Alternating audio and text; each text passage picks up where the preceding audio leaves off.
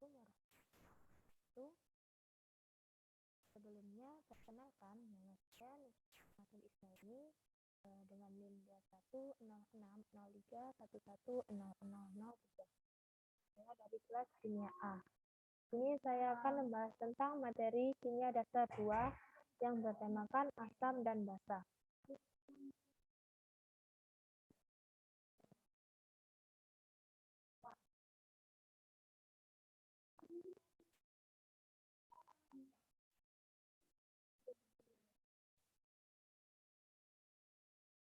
Nah, materi asam basa ini membahas tentang 4 pembahasan. Yang pertama ada kekuatan asam dan pH larutan basa. Yang kedua ada buffer. Yang ketiga ada kesetimbangan larutan. Dan yang keempat ada kesetimbangan yang melibatkan ion kompleks.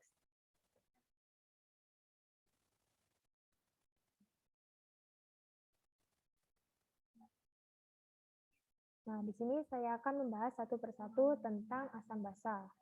Yang pertama ada kekuatan asam dan pH larutan basa. Nah, kekuatan asam dan pH larutan basa ini memiliki sifat atau karakter suatu senyawa, yang apabila suatu senyawa dilarutkan dalam air, maka ada proses pelarutan. Ketika sudah terlarut, maka senyawa ini bisa bersifat asam, basa, atau tidak bersifat asam, basa. Untuk mengetahui dari sifat asam atau basa, maka dapat dilihat dari pendonoran proton. Kekuatan asam dipengaruhi juga oleh pelarutnya, temperatur atau suhunya, dan struktur molekul asam. Senyawa akan ditentukan asamnya dan dibagi menjadi 3, yaitu ada non-metal hydrides, oxoacid compound, dan hydrated metal ions. Nah, yang pertama ada non-metal hydride, merupakan senyawa biner, yang artinya tersusun dari atom hidrogen dengan unsur lain yang ada dalam tabel periodik. Nah, unsur lain yaitu yang termasuk adalah unsur non-logam. Adapun beberapa faktor yang menentukan kuat tidaknya atom, yang dilihat dari kemampuan melepas proton untuk senyawa hidrida, yang selanjutnya memiliki elektronegativitas dari non-logam pusat dan kekuatan ikatan antar atom. Nah, elektronegativitas dari non-logam pusat memiliki arti yaitu terdapat pada golongan 6A dan 7A, yang apabila semakin ke kanan elektronegativitasnya semakin meningkat dan menyebabkan keasaman sehingga menyebabkan nilai kepolaran meningkat. Kekuatan ikatan dari atas ke bawah berkurang karena ikatannya lebih panjang sehingga ikatannya menjadi lemah dan H+ mudah dilepaskan. Selanjutnya yang kedua ada oxoacid. Nah, oxoacid ini merupakan senyawa yang memiliki atom hidrogen, oksigen, dan satu unsur lainnya yang berperan sebagai pusat. Semua atom H berikatan dengan atom O. Panjang ikatan tidak masuk dalam penentuan keasaman kovalen karena atom H selalu berikatan dengan atom O. Asam mengandung ikatan OH. Adapun dua faktor yang mempengaruhi menentukan kuat tidaknya asam pada oksidasi, yaitu yang pertama ada faktor elektronegativitas sebagai non-logam pusat atau E, dan yang kedua ada faktor yang mempengaruhi yaitu kuat tidaknya asam pada oksidasi ini tidak dipengaruhi oleh atom yang mengelilingi non-logam pusat. Selanjutnya ada senyawa oxoacid. Senyawa oxoacid ini dibagi menjadi 2, yaitu senyawa oxoacid dengan jumlah atom O yang sama dan senyawa oxoacid dengan jumlah atom O yang berbeda. Yang pertama ada senyawa oxoacid dengan jumlah atom O yang sama, yaitu kekuatan asam meningkat dengan peningkatan elektronegativitas. Semakin meningkat dan elektronegativitasnya, maka polaritas OH meningkat yang menyebabkan mudahnya atom H+ untuk lepas.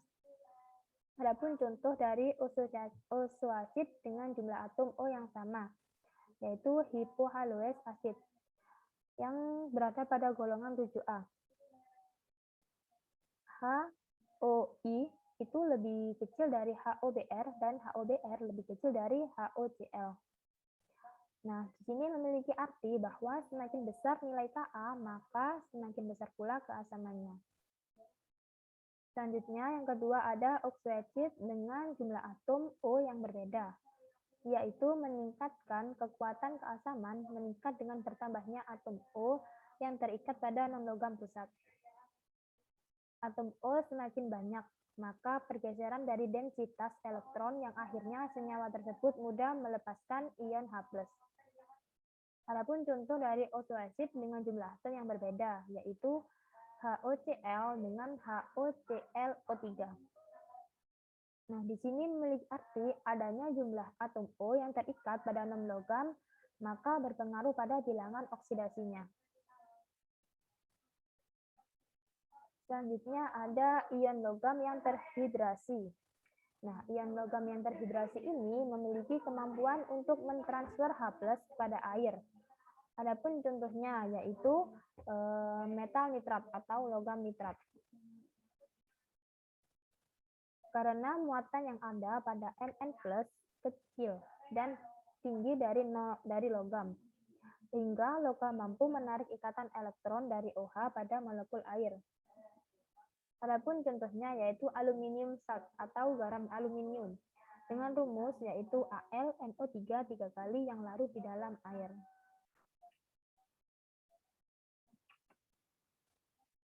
Selanjutnya ada senyawa oksida. Apa sih yang kalian ketahui tentang senyawa oksida?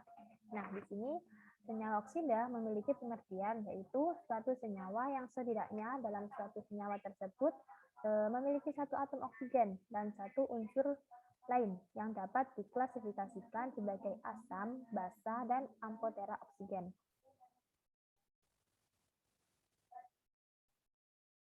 Nah, senyawa oksida ini dibagi menjadi beberapa bagian. Yang pertama ada asam oksida, yang kedua ada basa oksida, yang ketiga ada amphoterà oksida. Nah, saya akan membahas satu persatu tentang senyawa oksida. Di sini saya akan membahas tentang yang pertama, yaitu asam oksida. Asam oksida ini memiliki pengertian yaitu senyawa yang bereaksi dengan molekul air yang akan membentuk sebuah asam. Contohnya yaitu CO2 ditambahkan H2O yang bereaksi menjadi H2CO3. Nah, oksida yang bukan logam memiliki bilangan oksidasi tinggi dan bisa menjadi oksida asam, seperti contohnya ada N2O5, ada SO3, dan ada Cl2O7. Sedangkan CO dan NO memiliki bilangan oksidasi yang sangat rendah. Untuk yang kedua ada basa oksida. Nah, basa oksida ini memiliki pengertian oksida yang bereaksi dengan air yang akan membentuk oksida basa. Semua golongan logam alkali dan alkali tanah termasuk di dalam oksida basa, kecuali BeO. Adapun contohnya yaitu Na2O ditambahkan dengan H2O bereaksi menjadi 2NaOH. Nah, 2NaOH ini adalah basa oksida. Tidak ada oksida non-logam yang memiliki basic properties atau sifat dasar. Yang ketiga ada amphoterà oksida. Nah, oksida amphoterà ini memiliki pengertian yaitu oksida yang dapat bertindak sebagai asam dan basa dalam suatu reaksi sehingga dihasilkan garam dan air. Adapun contohnya dari amphoterà oksida yaitu ada PeO dan AlO3. Sifat dari amphoterà ini pada suatu senyawa bergantung pada siapa yang akan direaksikan. Nah, di sini ada dua reaksi. Yang pertama ada reaksi Al2O3 ditambahkan dengan 6HCl menjadi 2AlCl3 tambah 3H2O. Nah, di sini di reaksi pertama ini dia menghasilkan amphoterà oksida yang bersifat basa. Nah, yang kedua ada reaksi Al2O3 ditambah 2NaOH, reaksi menjadi 3H2O ditambahkan 2Na AlOH 4 kali. Nah, di sini amphoterà oksida ini adalah asam.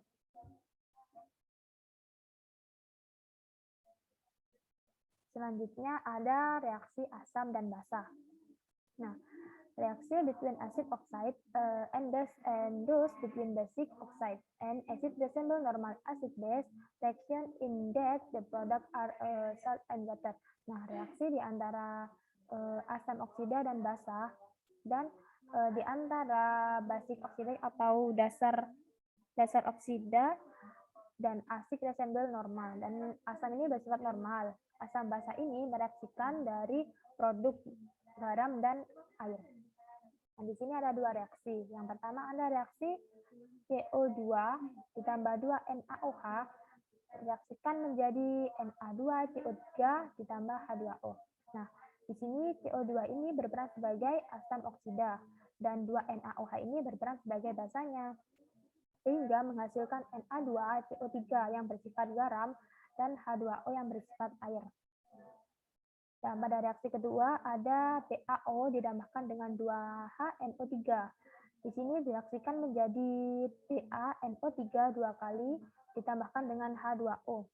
Nah, PaO di sini berperan sebagai basic oxide dan 2HNO3 berperan sebagai asam, menghasilkan reaksi BaNO3 dua kali. Nah, BaNO3 dua kali ini adalah bersifat garam dan H2O ini adalah airnya. Selanjutnya, saya akan membahas tentang sifat asam basa dari larutan garam. Nah, apa sih pengertian sifat asam basa dari larutan garam tersendiri? Nah, pengertian dari sifat asam basa dari larutan garam yaitu apabila asam basa bereaksi maka akan menghasilkan garam. Adapun contohnya dari sifat asam basa dari larutan garam yaitu HCl ditambahkan NaOH. HCl ditambahkan NaOH ini bereaksi menjadi NaCl plus H2O.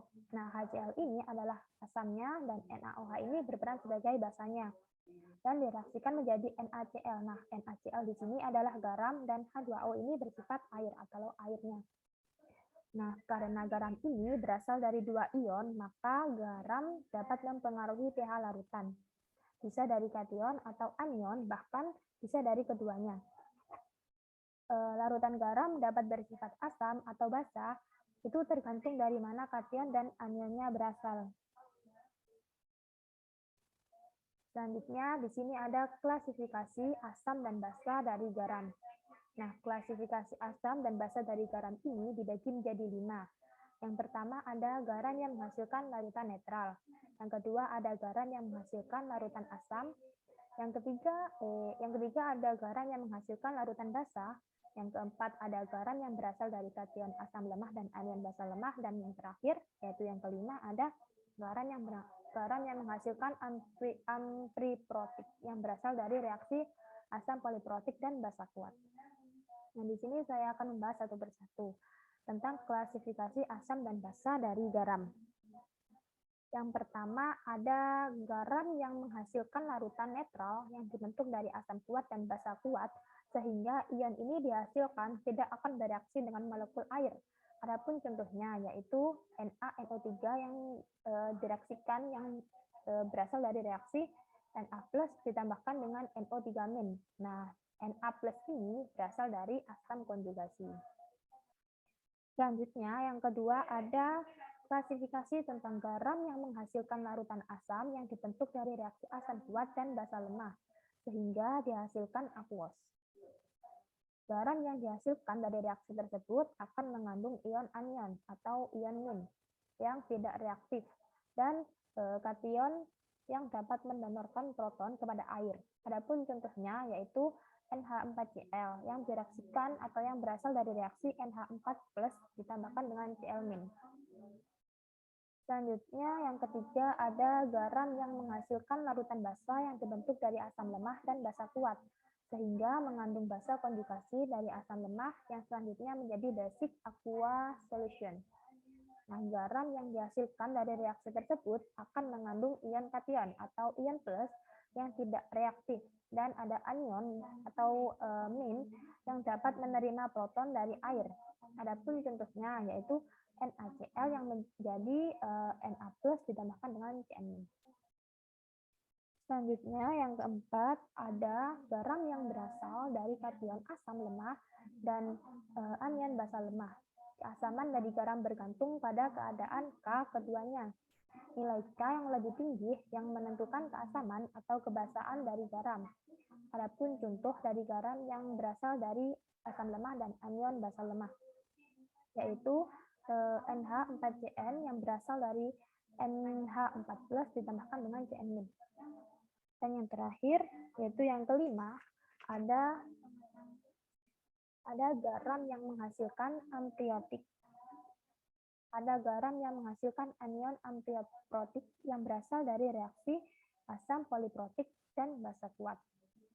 Nah, dari asam poliprotik ini dihasilkan anion amfiprotik. Mereka bisa berperan sebagai asam atau konstanta asam atau basa atau konstanta basa untuk menentukan keasaman garam. Adapun contoh dari garam yang menghasilkan anion amfiprotik ini yaitu Na2HTO4 yang berasal dari 2Na+ ditambahkan dengan HTO4 dua kali. Nah, selanjutnya ada penentuan pH dari garam. Garam dapat bersifat asam, basa, dan netral, serta dapat dihitung dengan pH garam, yaitu menentukan pH sama seperti dengan menentukan pH dari asam dan basa. Nah, rumusnya sudah diketahui pada slide sebelumnya. Nah, materi yang kedua yaitu tentang buffer. Buffer sendiri dibagi menjadi dua, yaitu ada kapasitas buffer dan buffer range. Nah, yang pertama saya akan membahas tentang buffer kapasitas atau kapasitas buffer. Nah, buffer kapasitas ini memiliki pengertian yaitu kemampuan buffer dalam menjaga pH-nya ketika asam kuat habis ditambahkan. pH buffer sendiri tidak berkorelasi dengan kapasitas buffer yang mempengaruhi kapasitas besar dalam menjaga pH-nya, yaitu konsentrasi dari asam dan basa penyusunnya. Dan dua jenis konsentrasi yaitu ada absolut dan relatif konsentrasi. Nah, di sini pada buffer kapasitas semakin tinggi konsentrasi penyusun buffer, maka kapasitas buffer semakin tinggi pula. Di sini ada pun pengertian dari relatif konsentrasi, yaitu apabila komponen penyusun buffer itu sering berdekatan, maka semakin besar kapasitasnya. Selanjutnya, buffer mempunyai kapasitas yang paling tinggi apabila konsentrasi antara basa dan asam penyusunnya sama. Misalnya ada amin dibagi H amin, ya sama dengan 1. Selanjutnya, buffer yang pH-nya mendekati atau sama dengan pKa dari asam yang digunakan untuk menyusun buffer juga memiliki kapasitas yang sangat tinggi. Yang kedua ada buffer range. Nah, buffer range ini adalah pH range atau batasan pH. pH yang bekerja secara efektif. Nah, batasan pH ini berkorelasi dengan konsentrasi dan relatif penyusun buffer. Apabila rasio dalam asam dan basa penyusun buffer jauh dari 1, maka besar itu kurang efektif, sehingga kapasitas buffernya menjadi lemah. Nah, kemampuan efektif dari suatu buffer pH-nya itu yaitu kurang lebih dari 1. Maka biasanya di bawah 4 atau di atas 6, buffer itu akan bekerja tidak efektif. Selanjutnya ada preparasi buffer. Nah, dalam preparasi buffer ini ada hal-hal yang harus diperhatikan dalam melakukan preparasi buffer. Yaitu yang pertama ada pemilihan asam basa atau pasangan asam basa konjugasi. Dengan cara yang pertama menentukan pH dulu, dan selanjutnya yang kedua memilih senyawa yang memiliki pKa dekat dengan pH yang diinginkan. Selanjutnya, langkah yang kedua yaitu menentukan berapa rasio perbandingan basa dan asamnya dengan persamaan Henderson-Hasselbalch. Yang ketiga yaitu menentukan konsentrasi yang harus dicampurkan, yang pada umumnya yaitu 0,5 m. Dan yang terakhir yaitu mencampur secara bertahap. Nah, yang ketiga yaitu materi tentang kesetimbangan larutan. Nah, kesetimbangan larutan ini adalah ada suatu reaksi pengendapan, yaitu ketika terjadi maka senyawa ionik akan memiliki solubilitas yang rendah atau larut dalam pelarutnya. Di sini banyak dari zat-zat yang terlarut memiliki batasan larut pada pelarut tertentu, termasuk komponen ion. ketika senyawa ion larut dalam air, maka senyawa ion akan mengalami ionisasi untuk menjadi ion-ion penyusunnya. Ketika satu ion yang dilarutkan dalam air dalam jumlah lebih, maka larutan akan menjadi jenuh. Nah, ketika sudah jenuh, maka di dalam larutan tersebut akan membentuk dua bentuk senyawa, yaitu jika mencapai kesetimbangan, larutan berbentuk ion solid dan senyawa ion.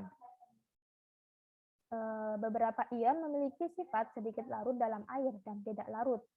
Dan ketika mencapai kesetimbangan, hanya ada senyawa ion yang terlarut dalam jumlah yang sangat kecil.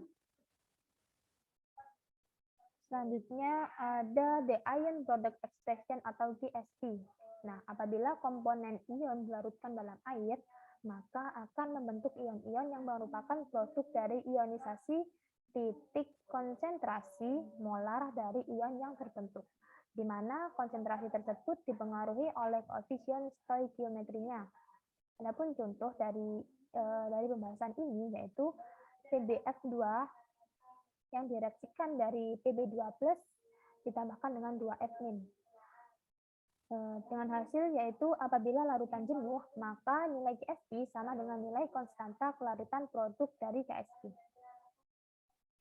Selanjutnya yang kedua ada solubility product constant atau KSP.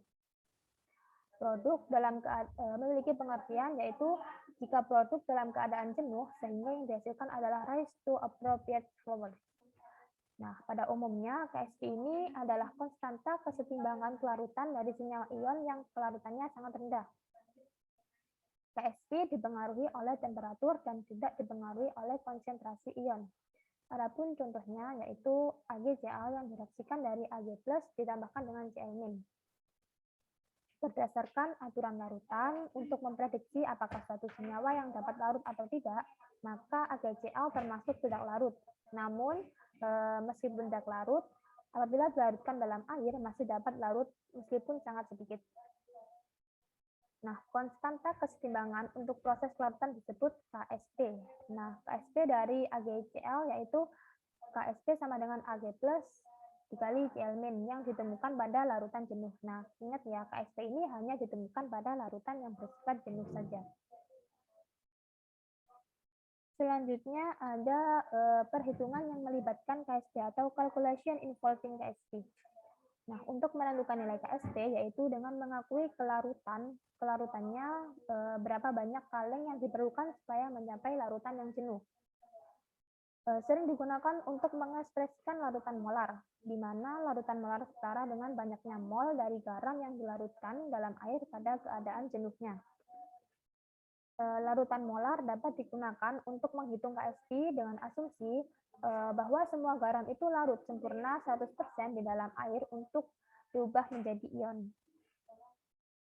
Selanjutnya ada pengaruh ion senama atau effect of a common ion.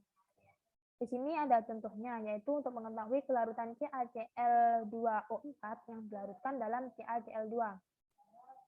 Akibat yang terjadi yaitu ion senama yaitu kalsium oksalat menjadi berkurang tingkat kelarutannya atau tidak larut apabila dibandingkan dengan kalsium oksalat yang sudah dilarutkan dalam air. Nah, dalam pengaruh ion senama ini menggunakan prinsip Le Cavalier, yaitu penambahan ion senama dapat menurunkan kelarutan pada senyawa ionik yang memang sedikit larut. Selanjutnya yaitu untuk memprediksi pembentukan endapan. Apabila kita melarutkan suatu senyawa ionik dalam bentuk padat, dalam suatu pelarut air akan menghasilkan larutan 3 macam, yaitu yang pertama ada larutan tak jenuh, yang kedua ada larutan jenuh, dan yang ketiga ada larutan super jenuh. Nah, kita dapat menentukan dengan cara membandingkan antara KSP dengan KSP untuk memproduksi garam, apakah akan terbentuk endapan atau tidak. Nah, di sini ciri-ciri endapan itu terbentuk atau tidak apabila untuk yang terbentuk, endapan yang terbentuk apabila KSP lebih besar dari KSP. Nah, di sini sifatnya adalah super jenuh. Nah, untuk endapan yang tidak terbentuk apabila KSP itu sama dengan KSP. yang bersifat jenuh, dan IsP lebih kecil dari KsP yang bersifat tidak jenuh. Nah, untuk materi yang keempat atau pembahasan yang keempat, kita akan membahas tentang equilibria involving complex ion atau kesetimbangan yang melibatkan ion kompleks.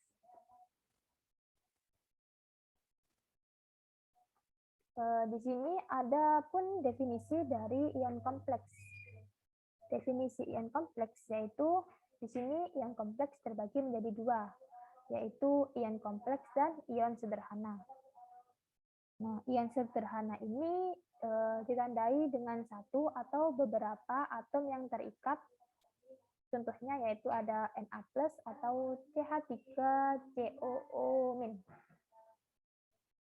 Nah, selanjutnya ion kompleks ini terdiri dari satu ion logam pusat yang mana logam tersebut berikatan secara kovalen sebanyak 2 atau lebih dengan ion atau molekul di mana molekul yang berikatan dengan ion logam tersebut disebut ligan.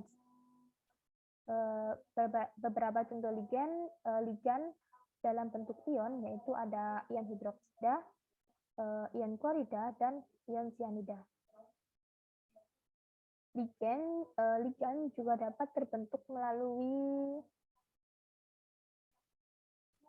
ligan juga dapat berbentuk molekul seperti air, karbon monoksida, dan amonia. Adapun contohnya yaitu dari CrNH3 6+.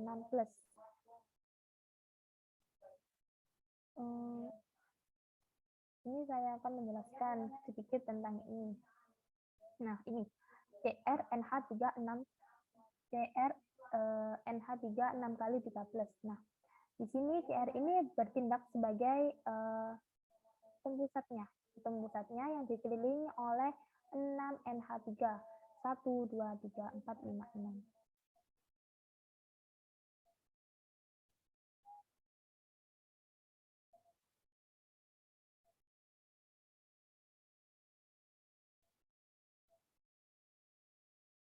Selanjutnya ada pembentukan ion kompleks.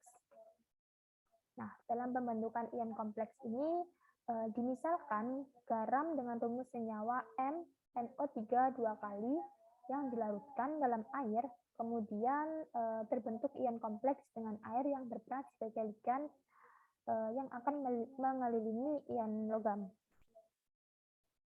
Adapun contohnya yaitu yang pertama ada MnO3 2 kali yang bereaksi menjadi N2+ ditambahkan dengan 2 NO3-.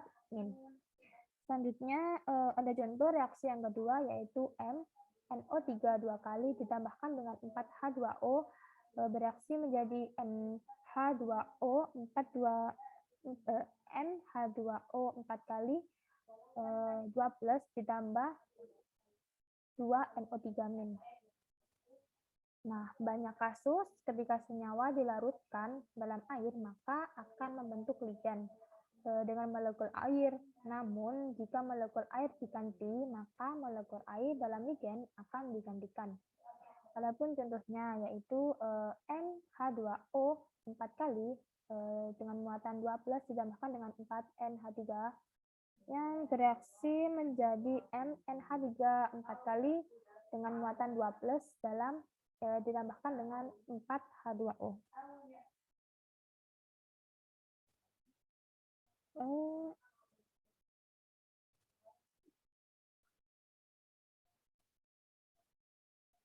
Selanjutnya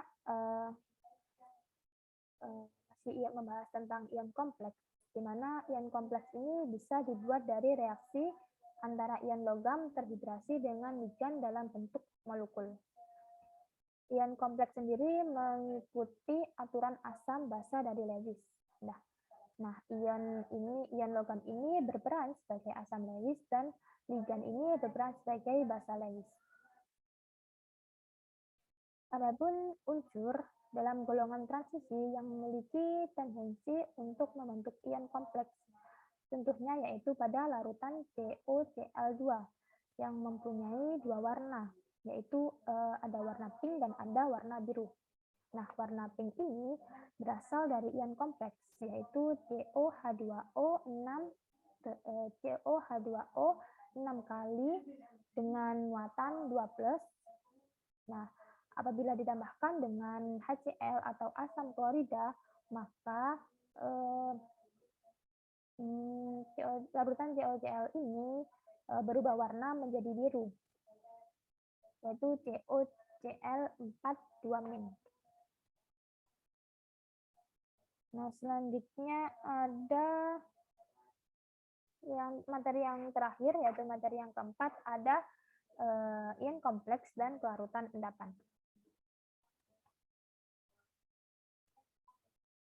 Nah, tentang ion kompleks dan kelarutan endapan ini adalah adanya ligan dapat meningkatkan larutan senyawa ionik yang awalnya sedikit larut dalam air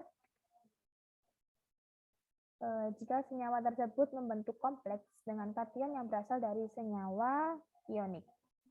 Adapun contohnya yaitu ada FeS ditambahkan dengan H2O yang bereaksi menjadi Fe2+ ditambahkan HS- ditambahkan OH-. Dia dengan KSP 8 dikali 10⁻⁻16. Nah, ketika dia ditambahkan dengan 1,0 m atau molar NaCN dengan CN- ini dapat berperan sebagai ligannya. Maka dapatkan reaksi yaitu Fe dengan 2+ ditambahkan dengan 6 CN-, maka bereaksi menjadi FeCN 6 kali dengan muatan 4- dengan Kf yaitu 3 dikali 10⁻⁻35. Nah, untuk melihat efek dari pembentukan ion kompleks pada kelarutan FeS, maka larutan keduanya digabungkan dalam dua persamaan, yaitu FeS ditambahkan 6 CN- ditambahkan H2O bereaksi menjadi FeCN 6 kali yang bermuatan dengan 4- ditambahkan HS- ditambahkan dengan OH-. Nah, selanjutnya, untuk mengetahui pembentukan kompleks benar meningkatkan kelarutan FeS atau tidak, dapat dihitung dengan rumus K sama dengan KSP dikalikan dengan Kf. Maka didapatkan hasil. FeS akan mudah mengalami disosiasi dengan senyawa ion penyusunnya, dengan tambahan ligan yang mampu meningkatkan kelarutan dalam air, di mana ligan nanti akan bereaksi dengan Fe2+ untuk membentuk ion kompleks. Nah, sekian pembahasan 4 materi tentang yang pertama tentang kekuatan asam dan pH larutan basa, yang kedua tentang buffer, yang ketiga tentang kesetimbangan larutan, dan yang terakhir tentang ion kompleks. Semoga materi saya bisa membantu kalian semua. Sekian dari saya, apabila ada kurang dan lebihnya, mohon maaf. Wassalamualaikum warahmatullahi wabarakatuh.